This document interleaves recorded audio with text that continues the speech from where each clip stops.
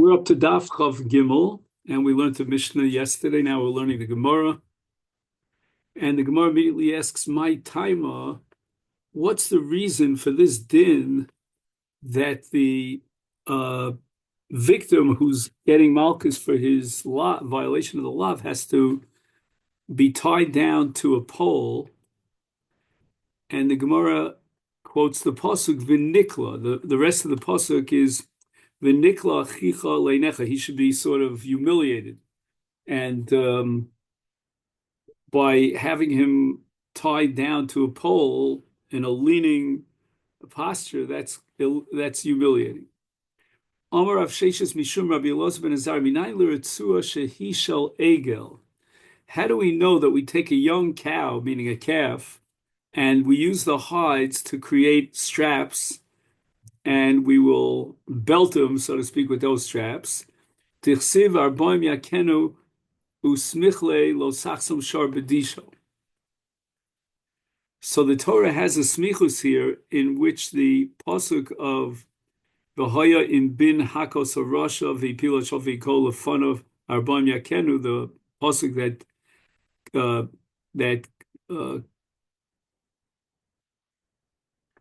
that commands Malchus. Immediately afterwards, the very next pasuk is lo sachsam shar bedisha. Now, how do we know it's got to be an egel as opposed to a more mature cow? So he says, Masha Osim, this is a quote here in the name of the Aruch LaNer. He says, Masha Osim es haritzua mi egel v'lo mishar, based on a Gemara Bava Kama that says that Shar ben Yomo kori Shar. Hedifu ar shel egel mishum shu rach. V'roy yoser l'ritzua. In other words, you need a hide that's soft. So from a calf, a young cow, you get a soft hide. The Omar, another statement of Rav Sheshes in the name of Rabbi Elazar ben Azariah, minayin liyavama shenaflo lefnei mukashchin. So she fell for Yibum to her husband's brother, who happens to be a very ill person. He's a mukashchin. He's got, just repulsive boils on his body. According now, how do you know that we don't muzzle her, which means that we don't close her mouth when she says, "No, I don't want to have any part of this. I can't be married to this guy." How do we know that we listen to her, and then we're going to force him to give her chalitza so she can marry someone else? Tichsiv lo sachsam shar bedisha v'samachle ki yeshru achim yachta. So right after the chasim of the shor that says, the Torah says we're not allowed to be chosim the shor, immediately it says the mitzvah of yibum. Omar Rav Sheshes, another statement, Mishum Rav Elazar ben Azariah from Sheshes. Kol hamavazes hamoedim, he does malach on chol hamoed without trying to determine whether or not these are one of the 5 permissible categories for which you're allowed to do malach on chol hamoed. He just, blatantly, just without even considering, he just does malach and chol hamoed as if it was a weekday, is ke'ilu oved avodah zarah. It's a very severe violation. In fact, the Mishnah in Avos says hamavaze es hamoados, and the Mefarshim say moados is a reference to chol hamoed. D'chsiv Elohei masecha lo sasu lecha. So the Torah prohibits us from creating idols. And immediately afterwards it says it's chag hamatzos tishmar. And obviously, as Chag HaMatzos Tishmar Shivas Yomim is referring to not only the first and last days of Yom Tov of Pesach, but also to the days in between, which are the days of Chol HaMoed. Because again, if you're talking about the days of Yom Tov, that's not a chiddush. The Torah wants to be chiddush that even on Chol HaMoed, you have to be very careful not to do unnecessary malacha. The Omer Rav Sheshes, a third halach in the name of Rabbi Elazar ben Azariah, call him saper lashon hara.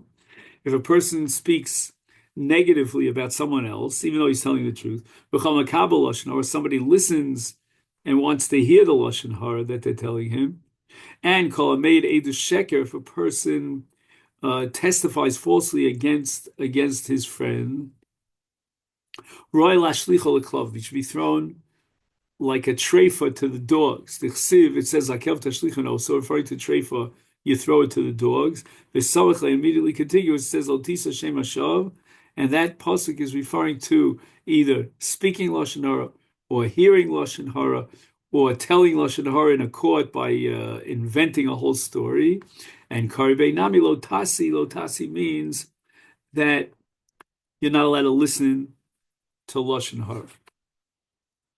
The Mishnah tells us about this ritzua that they used to hit to flog the victim, shtei ritzuos, and they basically like folded it over. So it's in effect they had like two different, doubling it over. They had like two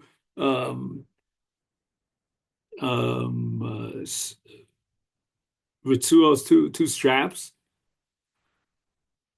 And Tana, we learned in the Brisa, shel chamor, that the ritzuos are made from the hide of a donkey. Why the hide of a donkey? And the Gemara answers, Kididorish ahi glila, somebody from the Galil, a big chacham, had a drasha. Alei de Rav Chizda. Apparently, he spoke to Rav Chizda, he addressed his drasha to Rav Chizda, quoting the pasuk at the beginning of Sefer Yeshayo. It says, Yodah shor konei v'chamor avus ba'alav, Yisrael lo yoda, amilo is bonai. So in Yeshayahu Anofi's castigation of the Jewish people for their iniquities, he praises the Chamor who recognizes Avus Ba'alav. Meaning the Chamor knows where his food is coming from. The Para Mimisha Eno Makir Avus Ba'alav. And he should take vengeance by using his hides for Hakah against someone who violates the will of God. Now, Yada Tefach, V'Rechova Tefach, V'Rosha Magas Ad Pi Kriso. Now, when the Mishnah is giving the dimensions of the strap so that, the Chazan who's administering the Makkos could stand behind him and go over his shoulder and hit his belly, then it really depends upon the size of the individual and what ritzua we should create. And therefore, Rabbi Shvam, Kol Chad V'Chad L'Fum Gabe Avdinale, we have to make a special ritzua that's custom made that fits the needs of that particular person. You have one person who's larger and he's bigger and he's taller or whatever, so he needs a larger ritzua. And we're going to constantly be making new ritzuos in order to fulfill this mitzvah. It's a little bit reminiscent of a nal of chalitza. Today the minig is they make 3 different sizes, but back in the day I think they made many different sizes depending upon her, the size of his foot. Amalei Rava im Kain, if you're going to tell me that you have to have a custom-made ritzua, depending on the size of the victim, is nafish lehu ritzus mituva, we're going to have a whole, closet full of these ritzuos. It's very expensive. Elam Rava avkisa isle. We're going to put a hook onto the strap that allows you to tighten it or loosen it. Kiboy lemiktar bay, kiboy marapile. If he wants to make it more tight, he can make it tight, or he can make it looser. The Mishnah says Malkin also. They give 3 different sections to the Malchus. 2/3 of the Makkos will be given on his back. 1/3 will be given on his chest up front. Minani, how do we know this? The Torah says, in Parshas Kiteitzah, it says, La pilo hashofet v'ko lefanov. So again, lefanov is indicating the chest. Kidei rishaso b'mispar. And somehow Kidei rishaso is going to teach us that it's 1/3. And that's going to be the 1/3. I'm sorry. We said 2/3 on his back. And that would be the pasuk of V'ko lefanov. And then 1/3. Did I say 2/3 on his back? Yeah, 2/3 on his back and 1/3 on his chest. And then Risha Achas Milafanov, right? Because we just said that there'll be one of the three sections will be on in the front, right? So that's a shlish milafonov, and that's rishachas, meaning one of the three. And then shtei rishos machorv. It says hidei rishoso bimispar. So the bimispar is like twice the amount that you gave on his chest. You give on his back. Mishnah says, "Ein malkino solo omev muter," and the Mishnah quotes a pasuk, "V'pilo hashofet." How do we know you take the strap and we fold it over, double it over? What did the Rav Chisda, what do they see in the word vehipilo? And he says here, who's he quoting? I guess Rashi. Let me just double check. No, actually, he's quoting the Marsha. That al tikre v'hipilo ela v'hichpilo. Lachpil means to double it over.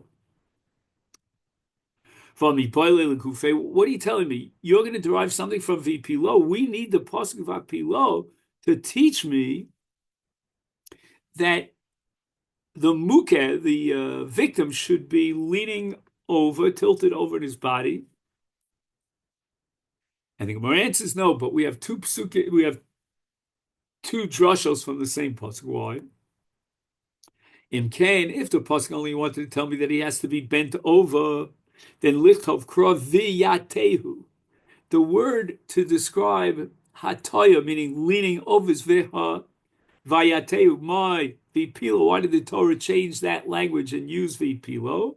So again, vipilo means viyatehu, but the change of language from the normal usage is going to indicate shmamina harthe. We can derive a second halacha, and that is that the strap has to be doubled over.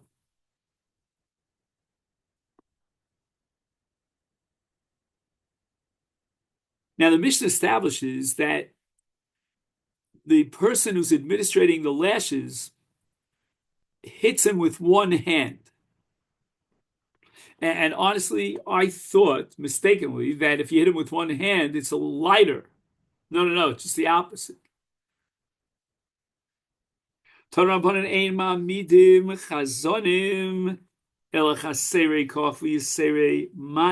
Tanakama, this brisa, the perfect profile for the person who's giving Malkus and represents Bezdin is someone who's weak physically and very advanced intellectually.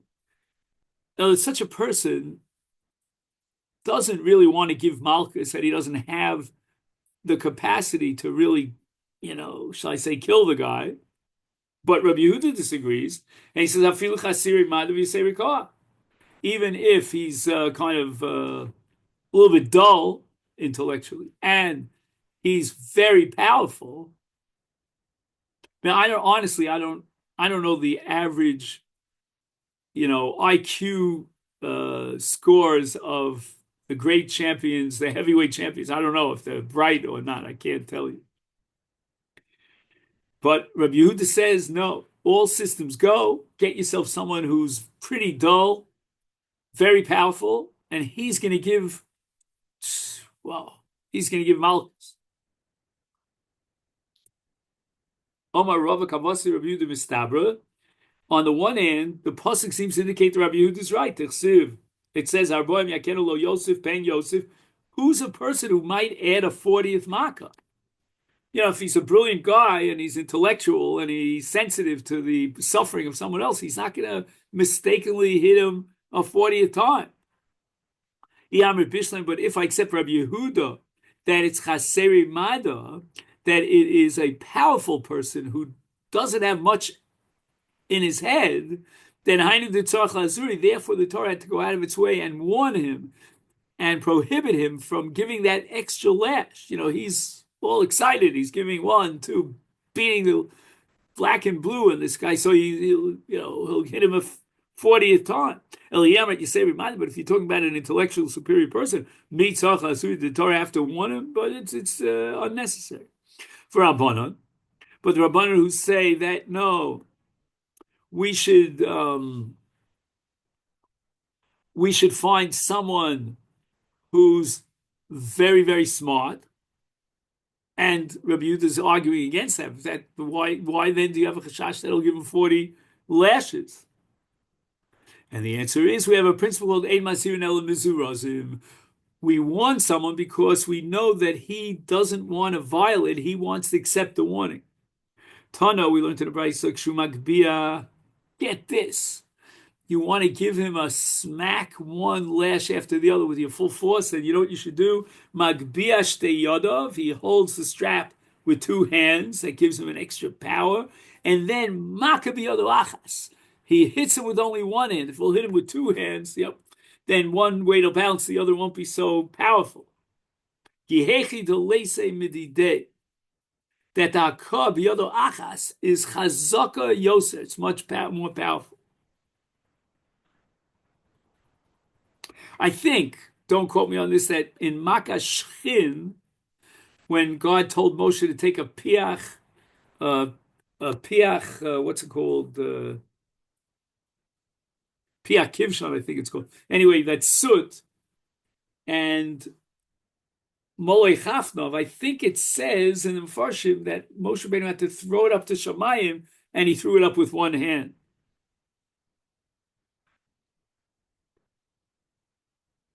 Now, I have a problem here because the Chachamim had said that the candidate for giving the Malchus is someone who's intellectually advanced and physically weak.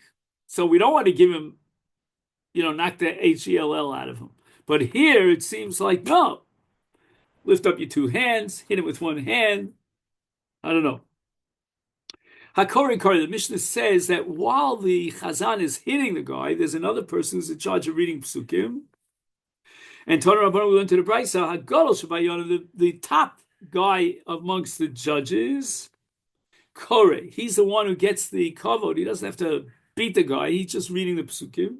Hasheni, the second dayan, who's one notch lower, Mona, he's going to count it out, meaning he's going to yell out, one, and then he's going to give him 2 and 3 and 4.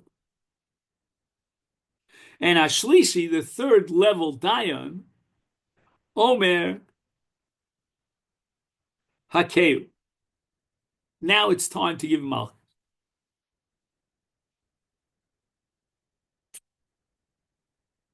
So this he calls Seder HaKavod. Bisman Shemaka Meruba Marich. The one who's reading out the psukim, which we said is the Rishon, he's the top-notch guy, the Gadol Shebadayonim. He should read it very slowly so that he can synchronize the completion of the reading of the parsha together with the last makkah. But that's in a case of a makkah meruba, where there are many, many malchus, meaning they evaluated him and they said, well, he's healthy, he can take all 39. But Bisman Shemakabu Edes, if they evaluate him and they say, he can only take 13 malchus, is then Mekatzer. Then on the contrary, the one who's reading the psukim should speed it up, read it at speed read, so that again he can synchronize the end of the psukim with the end of the malchus. Vanantran, how could you tell me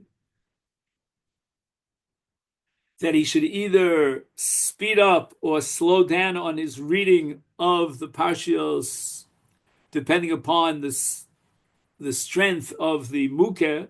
For Anantara, we have a Mishnah that says that that if the dayan finishes up the reading and the Makkos is still being implemented, then he should go back to the beginning of the mikra. Right? It doesn't say that he should synchronize it so that he finishes the mikra with the last makkah. Here, he already finished the makkahs, and he had. I'm saying before he finished up the makkahs, he had already finished up the psukim. And the Gemara answers, mitzvah l'tzamtzem. You're right. If he could be mitzamtzem and synchronize the end of the reading of the psukim together with the end of the Makkos, fine. But if he wasn't able to do that and synchronize, then if he finishes the psukim before the end of the Makkos, he goes back to the beginning of the parsha and reads it a second time around. We learned in the Brayis Arboim, Yakenu lo Yosef. And strangely enough, then the pasuk says, "Pen Yosef lakosal ela makaraba, makaraba,"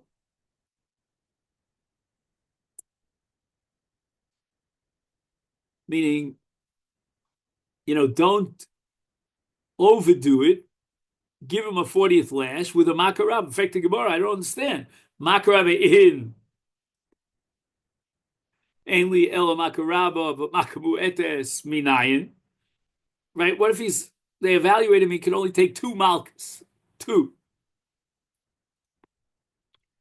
So you're going to tell me in such a case he gives him a 3rd makkah and he overdoes it? No, he doesn't violate the law. Talmud Lomar, it says lo Yosef. And it doesn't mention makkah rabbah to teach me that you can't add an extra makkah even in a case of a makkah muetis.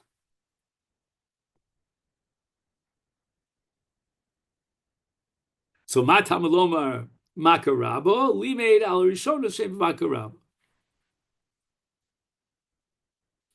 According to the So if it's a male victim and he urinates, he's not off the hook. We continue. He hasn't been totally humiliated, unless he defecates. But in the case of a female victim, then even if, I'm going to Tanakama, already jumping ahead to Rav Yehuda. According to Tanakama's Rav Meir, then men and women have the same identical din. They're only off the hook because they were really humiliated in a case of defecation, but not urination. However, Rav Yehuda Omer, there is a fundamental difference between a man and a woman. Ha'ish, a male is potter malchus in re'i, but not in mayim. V'ha'isha, even in mayim, she's off the hook. Chachamim omrim, echad ha'ish v'echad ha'isha b'rei u'bein b'rei u'bein b'mayim.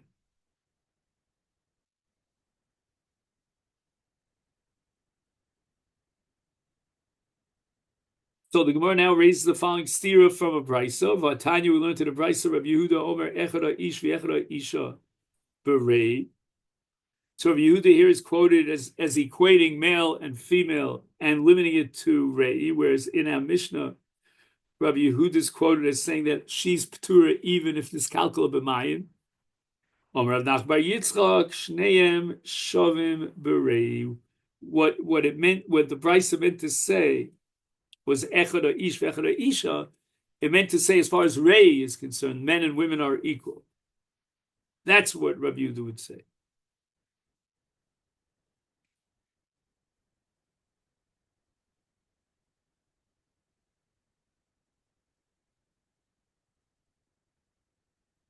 So both male and female, according to Rabbi Yehuda, will get off the hook if there was a humiliation of rei, but with regard to a urination situation, that depends upon male and female.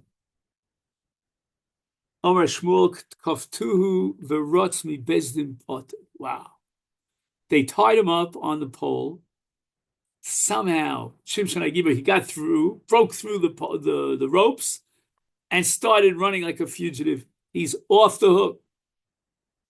He's already been humiliated.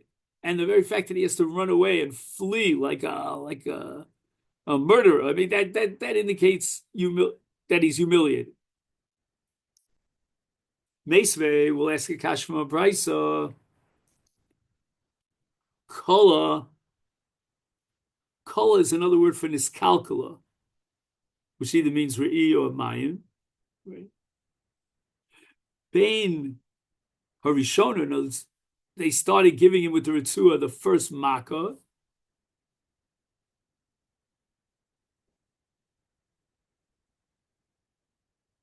No, I'm sorry. Did I say that they gave him the Makkah? I don't remember what I said, but anyway, it means when he's about to deliver the first Makkah, at that point, the victim, let's say, defecated out of fright, then he's off the hook. Ubein b'shnia, he got the the first set of Makkahs, and now we're up to the second set of Makkahs. Potrin also. However, Nifsakar Ritzua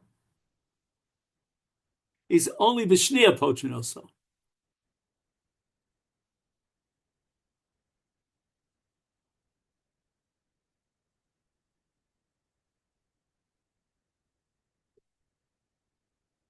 So what caused this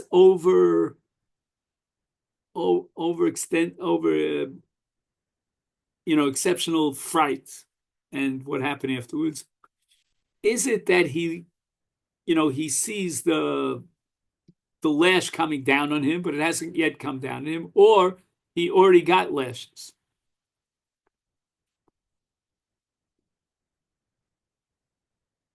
So this brisa makes a distinction between what's called niskalkel and nifsakaritzu.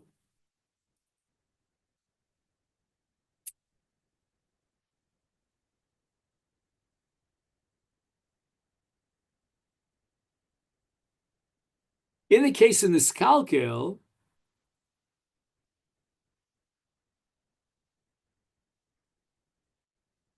then in ritzua shnia, we pater him up.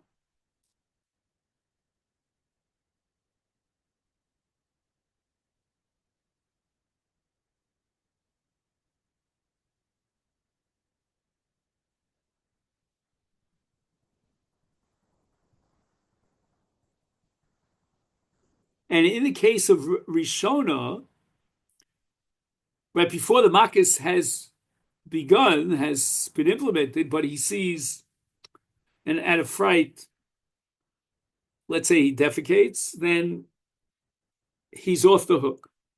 But in the case of Nifsakar Ritzua, if he has this humiliating defecation before the Makkos started, then he's going to get to Malchus. But in the case of Shnia, he's already got Malchus, then Potrid also. If the strap broke.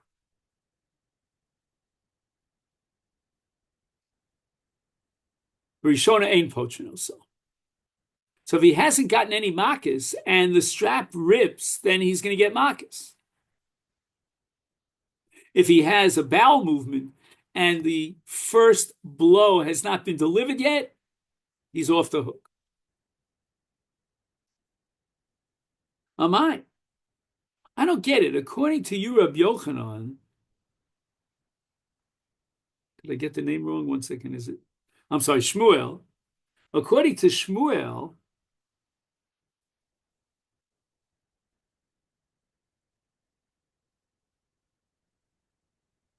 even if he runs out of Bezin like a fugitive and humiliates himself, then he doesn't get any more Malchus. He's potter. So what about this case of Nifsakar Ritzua B'Rishona? Why is that any less profound than Rutz? Lehevi Karutz.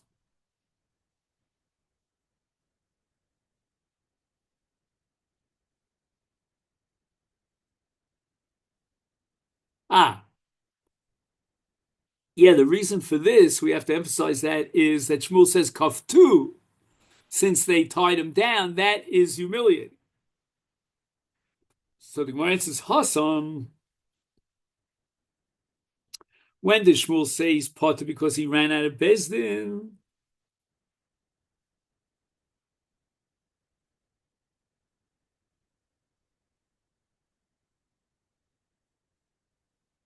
So he was humiliated by the fact that he had to run out of Bez like a fugitive. But Hach, in the case of Nifsakar Tzua, Lo Ratz. He didn't run out. Lo Nikla, there's no humiliation. So therefore, he's going to be Chayiv Malchus. But if they already hit him, and then it was Nifsakar Tzua, then he's Potter. Why? Because we assume he was humiliated by this Hakah. Tan Rabbanom Duak Sheyilke Kola. They estimated that he would have some sort of defecation after his Hakos Potrinos. So we're not going to give him any malchus. So we understood always that Umdana is to find out if he'll die as a result of malchus. Now we're saying if he will defecate as a result of the malchus.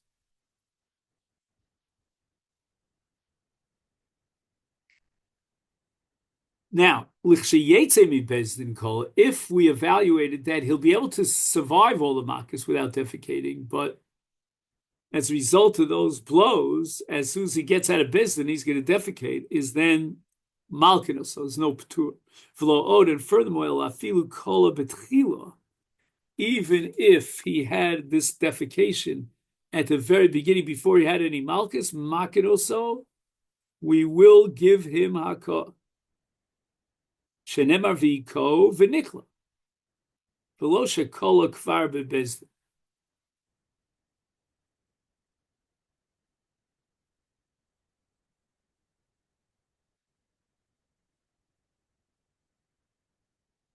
Okay, this leads us to the Mishnah. Kol chayve krisus shaloku, according to Tanakama, nifteru yedei krisasam.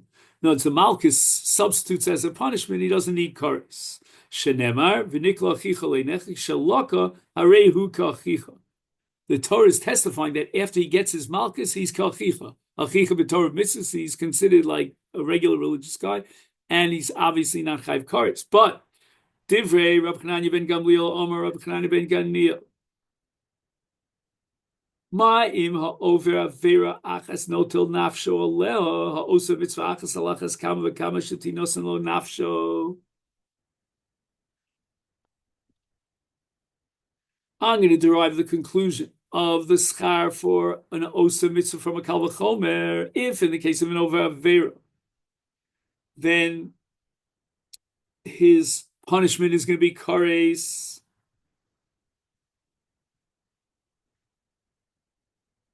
Meaning he's cut off from this world, is a osa mitzvah achas, alachas kama v'kama, shetinosan lo nafsho.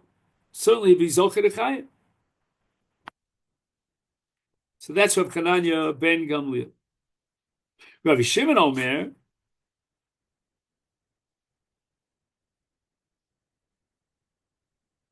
mimkoma hu lomad. I don't have to stretch my arm out to a kal v'chomer. I can derive from the psukim in the Parsha of Arayos, in Vayikra Yudches, it says, v'nichrisu anafashos ha'osos.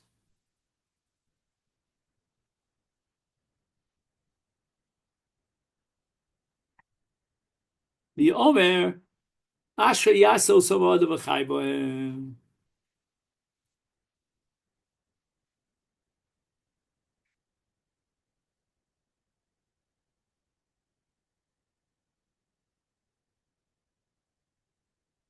So again, he's darshaning the contiguity of the psukim. One pasuk says kares, and immediately afterwards it says Asher yaso samad v'chai bohem.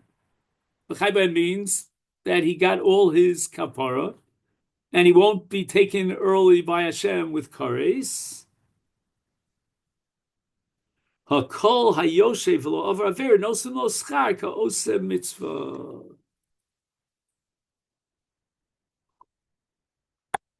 So if you desist from doing an avera, then it's considered a mitzvah, and you'll get schar. And how do we know this? Because it says Asher Yasa Osam in the Parsha of Arayos. So it means that if he upholds the law and he avoids violating any of the arais, it's for osam. It's as if he did a mitzvah b'kuva say he'll get schar for that. Reb Shimon bar Rebbe Omer, how do I know that if you avoid a violation of Aver, you get schar? Hareyu Omer, I know it from a different pasuk in Dvarim Yud Beis. It says, "Rak chazak uvilti achol adam, ki adam hu hanefesh." Ma'im dam shenafshu shel adam kotzah mimenu. Who wants to eat dam? Is nevertheless the Torah says, "Haporish mimenu." If he avoids dam, somebody offers him dam. Is makabel schar, he and his children, lo sachlenu l'man yitav l'chol b'necha chreho, is gezel v'araya shenafshu shel odom is avel lehem u'mechamdoson, is haporish mehem alachas kam v'kam sheyizkelo uluv l'dorosov u'dori dorosov ad sof kol adoros. So if by avoiding dam you get such a schar, because the next pasuk says "L'man yitav." So how much more so in Gezel ve'Arayis where nafshu shel adam machamdos. Reb Chanani ben Akash Omer Rotza Kodesh Baruch Hu Levaki Zakas Yisrael Figu Herbeim Torah Mitzvah Nemar Lema Hashem Chavitz Tzman Tzigu Yagdu Torah V'Yadir. Now we're up to the Mishnah of Reb Yochanan, up to the Gemara. Chalukim Olav Chavferav Al Reb Chananya ben Chambliel. They didn't accept that after he gets Malchus he's parted from Kares, but nevertheless, even after he gets Malchus, he's still Chayiv Kares according to the Rabbanan. Omar of Adam Rav Amri Beirav Tanina. I don't understand why you have to quote this machlokes between the Chaverim and Rabbi Chananya. It's explicit in the Mishnah Megillah Daf Zayin Amud Beis. Ein bein Shabbos liyom Kippurim el shezez dono b'dei adam. In Shabbos we're going to put him to death b'dei adam in the human court. Zez dono b'kares, but in the case of someone who's machalel Yom Kippurim b'mezid, we're not going to punish him. Hashem is going to punish him. That's called kares nenash b'dei shamayim. V'im isa, if you're going to argue based on the logic of Rav Chananya that chayve kris shalaku is pturim, is idi v'idi b'dei adamu. The onesh for Machal Shabbos and the onesh for Machal Yom Kippur is b'dei adam. Why? Because in the case of Machal Yom Kippurim, he gets Malchus.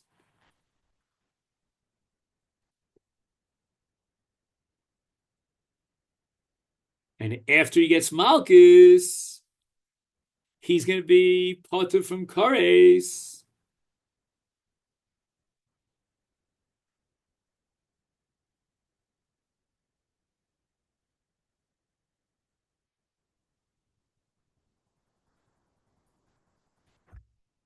So what does it mean, Idi v'Idi b'dei Adam? Whether it's Machal Shabbos or it's Machal Yom Kippurim, he's going to be punished by Bezdin. And then what? He's potter from Kares. So how do we know that's against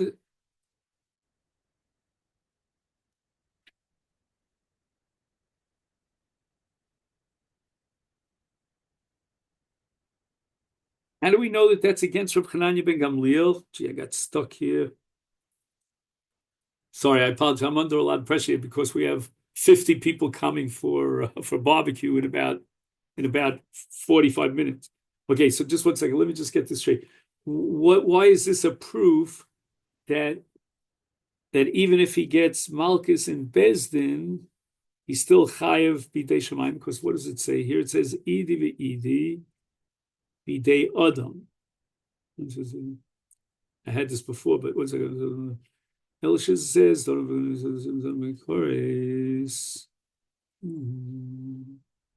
"Oh, I got it. Yeah, why does this Mishnah in Megillah say that in the case of Machal Yom Kippurim, it's dono, meaning the punishment is kares? You just finished telling me that in the case of Shabbos, for being Machal Shabbos, the ownership is in Bezdin. You should say the same thing in the case of kares, because according to Rav Chananya, he gets Malchus, and that substitutes for kares. So it's not Bidei Shomayim. So my answer is Rav Nachman Omer Hamani.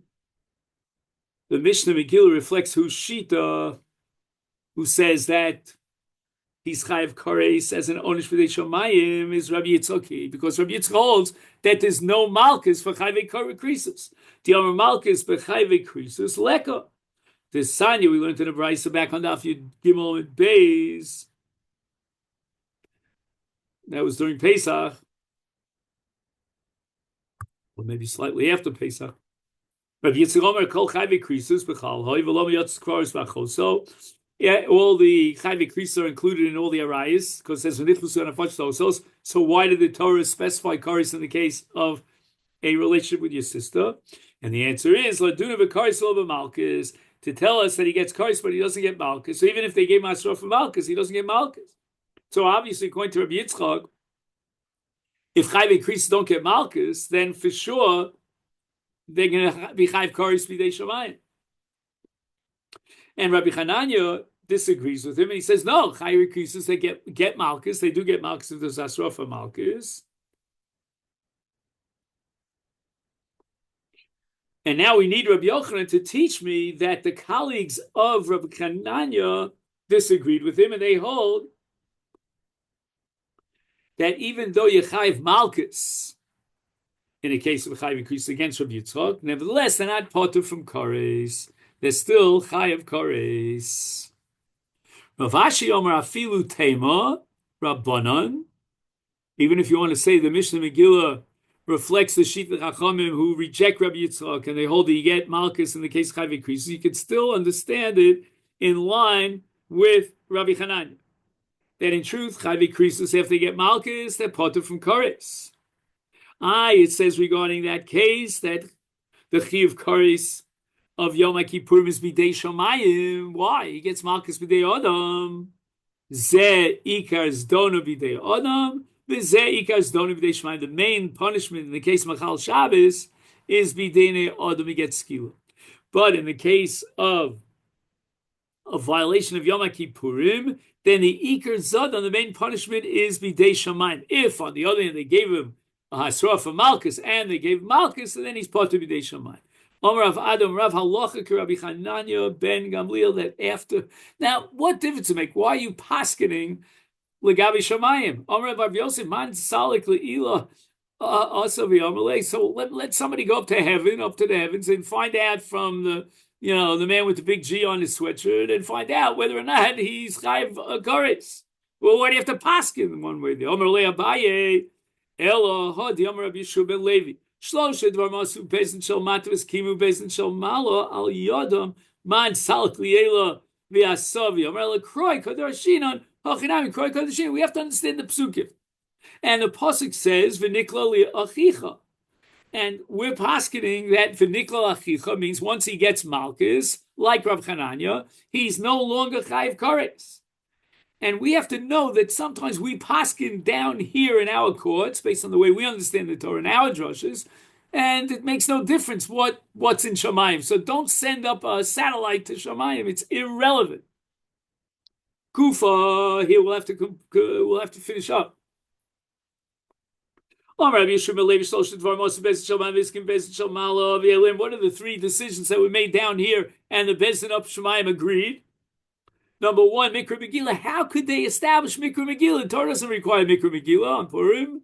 And if you did so, you're violating Bal Tosif. No, they accepted it.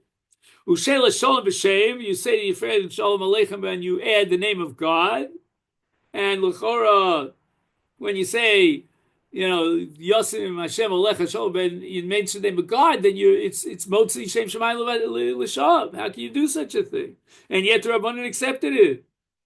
Vavos Maser, and the Maser was taken away from the Levium and given over to the Kohanim. That was the punishment given to the Levium by Ezra because they didn't come to live in Eretz Yisrael. If I remember correctly, let's just see. Of Dalit. Oh, right when Koresh, the king of Babel, gave Rishus to the Jewish people to come back to Israel during the period of Baisheni, the Levium didn't go with them. And Ezra instituted a knas that no longer would the Maser be given to the Levium, Maser Rishon, but rather was given to the Kohanim. And HaKadosh Baruch Hu accepted it. And now the Gemara is going to prove that in all these cases, Hashem accepted it up in Shamayim. Okay, then? So we'll try to finish this up tomorrow. Maybe we'll even make a siyum. And then on Sunday, on Shabbos, we start Maseches Shavuos. Okay, have a great balance of the day, and see you tomorrow.